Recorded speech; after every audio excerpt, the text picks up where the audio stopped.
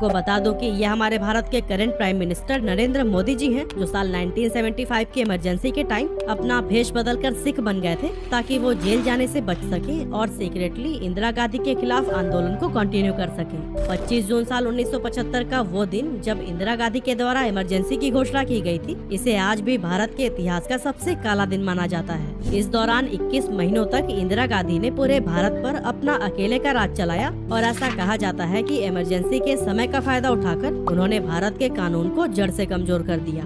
लेकिन भारत पर ऐसी भी क्या संकट आ गई थी कि इंदिरा गांधी को इमरजेंसी लगानी पड़ी, और अगर इसके पीछे उनका मकसद खुद को या फिर एक पार्टी को ही फायदा पहुंचाना था, तो फिर इमरजेंसी हटने के तुरंत बाद इलेक्शन क्यों कराए गए? इन सभी सवालों का जवाब आपको आगे इसी वीडियो में ही मिलने वाले हैं।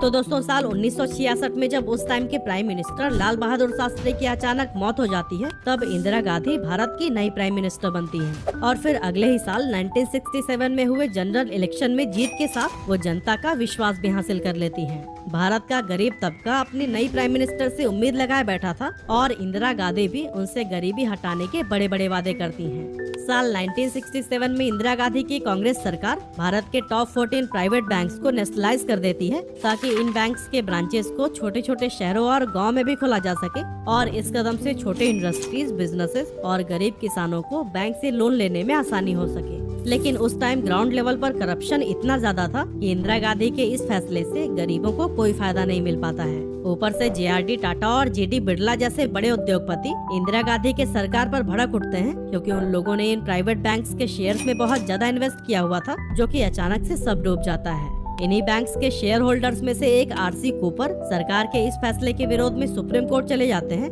जहां उनकी जीत होती है और सुप्रीम कोर्ट बैंक्स को नेशनलाइज करने के सरकारी फैसले को अनफेयर बताकर खारिज कर देती है।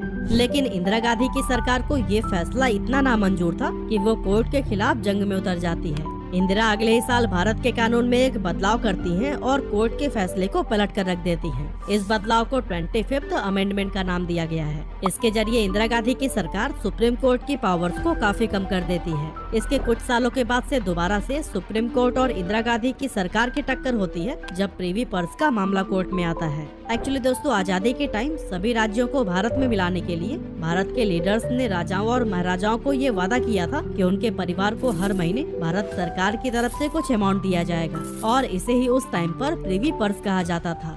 इंदिरा गांधी प्रिवी पर्स के कानून को खत्म करना चाहती थी, क्योंकि उनका मानना था कि अब राजा महाराजाओं को फ्री में पैसे देने की कोई जरूरत नहीं है। इसके लिए उनकी सरकार एक बिल लेकर आती है, लेकिन बहुमत न होने की वजह से उनका ये बिल राज्यसभा में पास नहीं हो पाता है।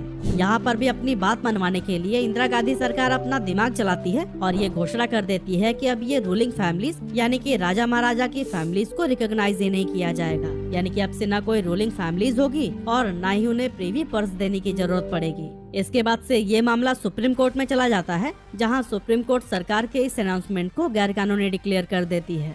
लेकिन पिछली बार की तरह ही इस बार भी इंदिरा गांधी की सरकार चुप नहीं बैठती और फिर 1971 में भारत के कानून में 26th अमेंडमेंट किया जाता है, जिसके जरिए प्रिवी पर्स को हटाकर सुप्रीम कोर्ट के फैसले को रिवर्स कर दिया जाता है। इसी साल देश में एक बार फिर से इलेक्शन होते हैं और इंदिरा गांधी पूर्ण बहुमत के साथ सरकार बनाती हैं।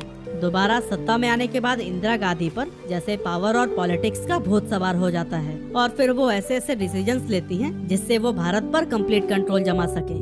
इंदिरा गांधी राज्यों के लिए सिर्फ उन्हीं चीफ मिनिस्टर्स का चुनाव करने लगती हैं जो कि उनकी और उनकी फैमिली के सबसे ज्यादा करीबी हों, ताकि वो राज्य सरकार को भी आसानी से अपने इशारों पर नचा सके। अब दोस्तों, इसी साल यानी 1971 में भारत पाकिस्तान का वॉर भी होता है, जिसमें भारत पाकिस्तान को बुरी तरह से हरा देता है। लेकिन दूसरी तस्वीर ये भी थी कि वॉर की वजह से भारत की आर्थिक स्थिति पर गहरा असर पड़ा था, जिससे भारत में महंगाई आसमान छूने लगी और लोगों को लगता है कि इंदिरा गांधी ने जो गरीबी हटाने के वादे किए थे वे सब झूठे थे।